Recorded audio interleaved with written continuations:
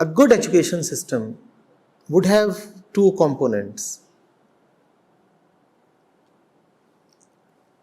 On one hand, it would surely tell you about the world for a couple of reasons.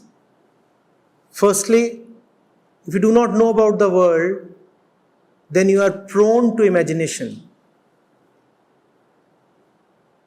The absence of facts is a good breeding ground for imagination. So you must know the facts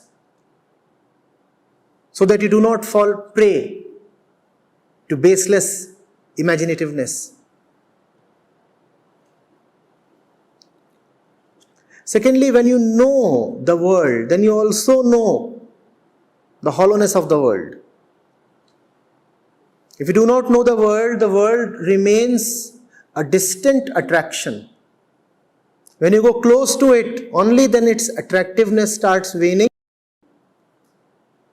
and you see that it cannot offer you what you really deeply and desperately want. So that component education must surely have. Deep, clear, factual, solid knowledge about the world. That includes sciences, mathematics,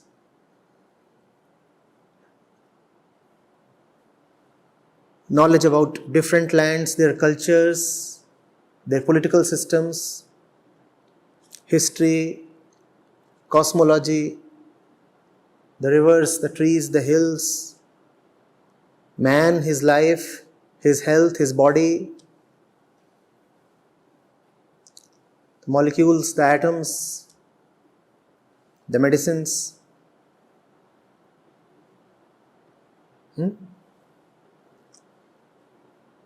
Education must surely tell us about these things. If we do not know about these things, then we will be superstitious.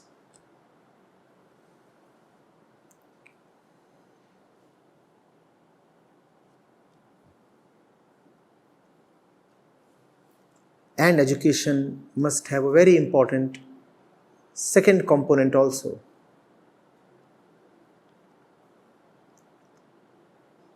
Education must tell us about the one being educated. How important does that sound? If you are being told of a lot of things, if you are being given a lot of knowledge, without being told of the one the knowledge is coming to, how good is it for you? So the second component of education must tell you of who you are. Why at all do you need to be educated? Why do you know about the plains of Central Asia? Why do you need to know about the prairies? Why do you need to know about the Ural Mountains? You'd probably never go to Antarctica. Then why do you need to know about the glaciers there? You're never going to be found on Saturn. Then why do you need to know about the rings and moons of Saturn? The second component of education must tell you who you are, and therefore why do you need knowledge. It will tell you why you need knowledge, and it will tell you the distance to which knowledge can go, and therefore the limit of knowledge. And where knowledge stops, love begins and meditation begins. If you do not have this second component in education, there is no possibility of love or meditation. All you will have is factory-made products.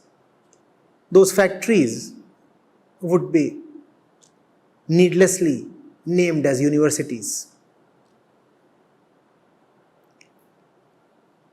There would be an admissions office, and there would be a placement office. And in between there would be the assembly line.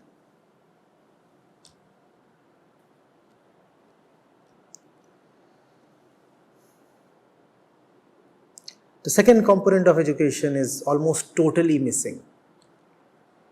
The ones who are educating do not know who they are and who is being educated. The one who is being educated has no idea why all the knowledge is being thrown upon him. If you ask him, why do you need to read those books? If at all he wants to justify himself, he'll have just one response. He will say, it will give me acceptance and placement. I'll get a job. Or I'll get admission into a subsequent course. Ask him, why do you need that? He'll mumble something.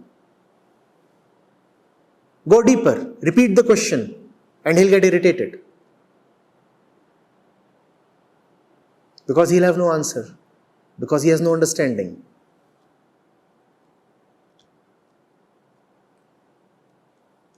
It's all right if a 3-year-old has to be just taken to the school.